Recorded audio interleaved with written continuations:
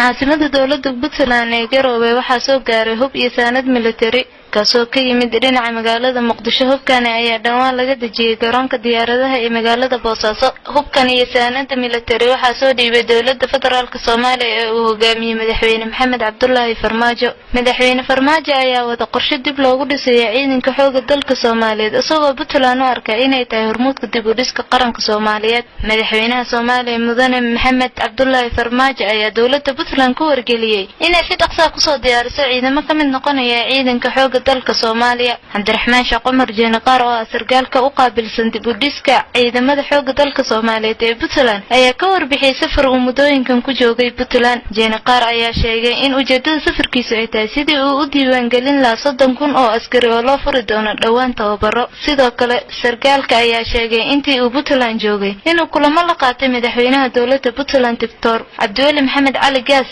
iyo guddigii waday diiwaan gelinta ciidamada tababarka loo furi doono. Jeenaqaar ayaa sheegay in ciidamada tababarka loo furi doono laga wada diiwaan gelin doono guud ahaan maamul goboleedyada dalka ka jira.